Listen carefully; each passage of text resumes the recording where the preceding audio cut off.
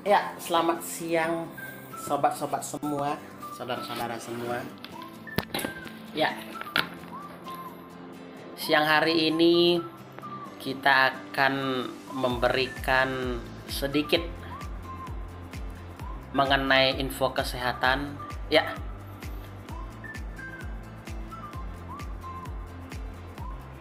di sini sudah tertera judul yang akan mau kita sampaikan mengenai dispepsia, gangguan pada lambung, atau mungkin orang awam lebih sering mengatakan misalnya atau ada beberapa orang bilang juga angin duduk, naik asam lambung. Itu orang awam biasanya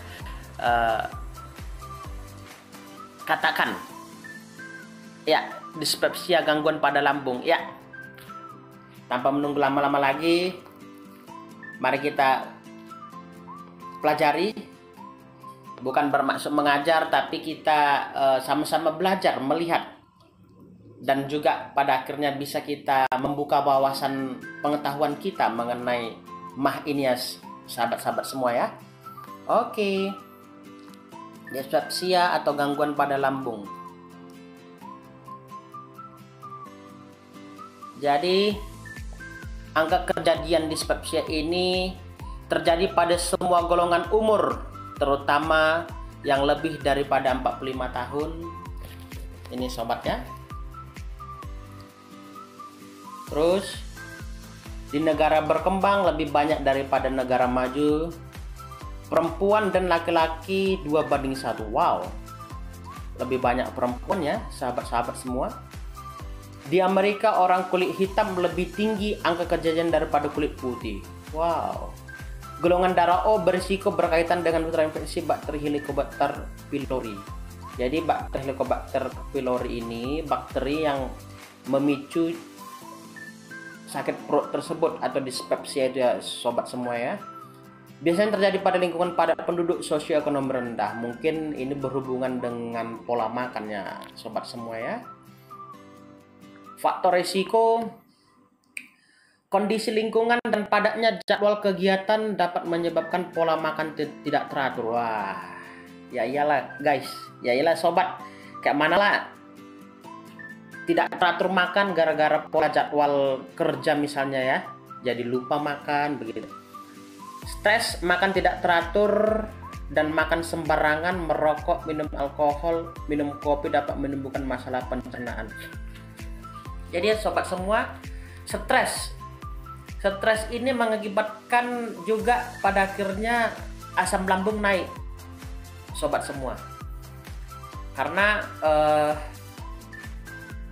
itu terjadi pada susunan saraf dari otak mengatur akhirnya ke perut, mengakibatkan asam lambung naik. Jadi itu mengapa dibilang stres juga mengakibatkan dispepsia atau gangguan ini ya sobat ya.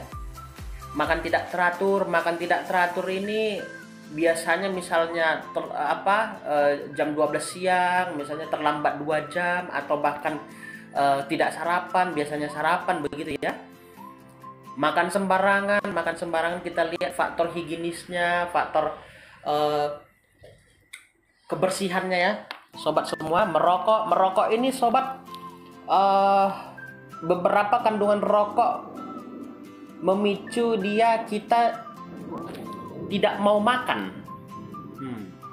Tidak mau makan ya sobat, padahal sebenarnya asam lambung sudah naik. Itu yang terjadi pada mengapa merokok juga di sini dibuat ada faktor risiko sobat. Minum alkohol juga kandungannya itu menaikkan asam lambung ya sobat. Minum kopi, kafeinnya menaikkan asam lambung sobat, dapat menimbulkan masalah pencernaan. Lambung, fungsi lambung ini perut ya sobat ya, menyimpan makanan, mencampur makanan dengan getah lambung. Ada getah lambung yang dihasilkan dari permukaan lambung tersebut ya sobat ya.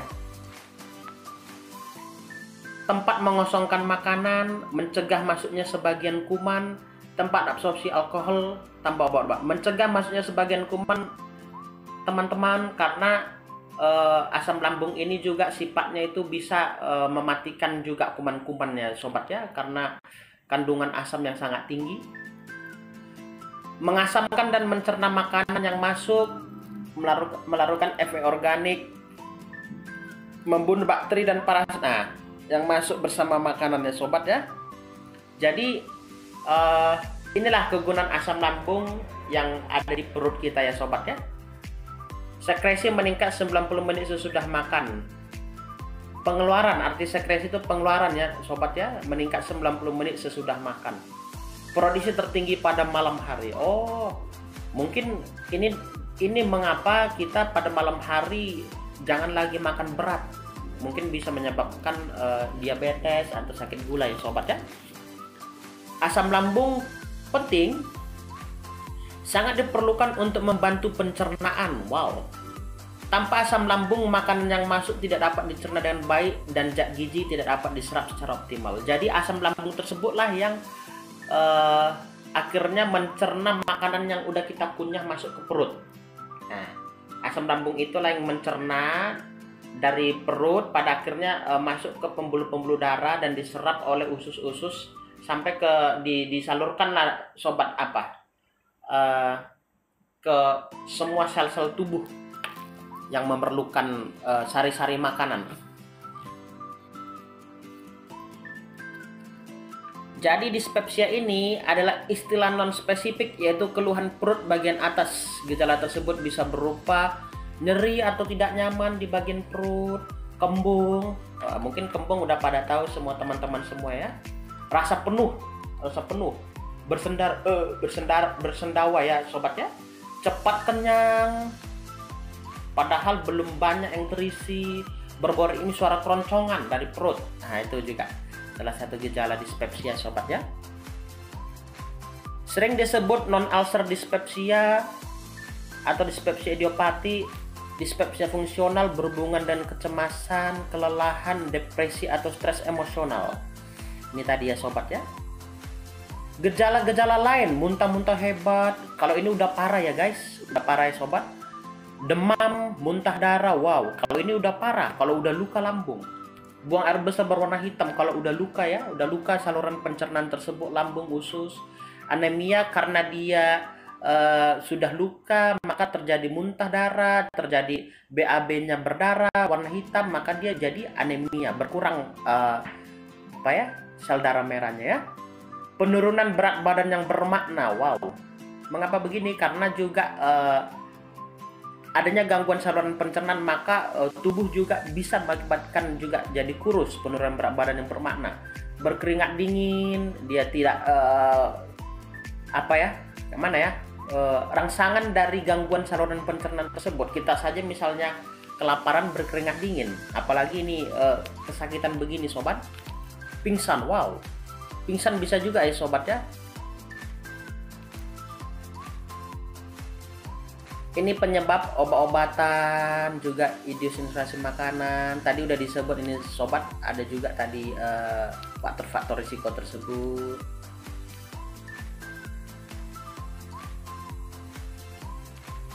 Ini kita bahas sedikit yang mengapa obat-obatan. Jadi ada beberapa obat-obatan biasanya resep dokter sobat, itu kandungannya asam, kandungannya mengakibatkan menaikkan asam lambung.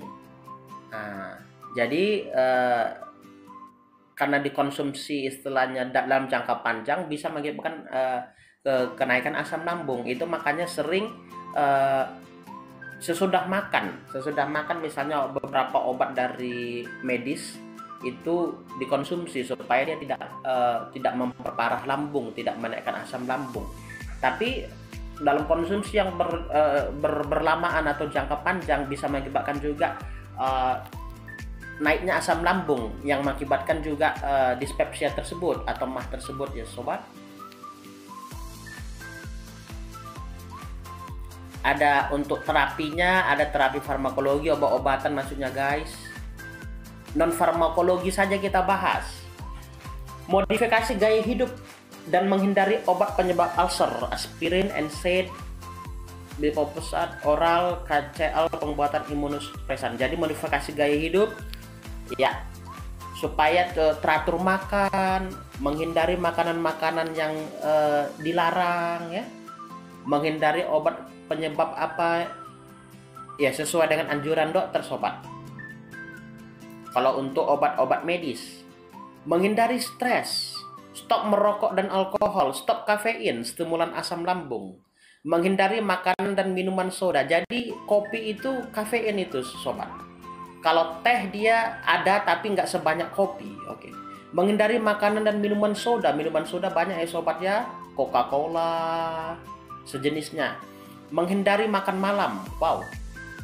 Itu dia tadi sobat ya. Makan malam sobat ya. Makan malam yang udah ya di atas jam 10 gitulah sobat ya. Kalau bisa juga kalau makan malam jangan terlalu banyak, itu mungkin masuk di sini sobat ya.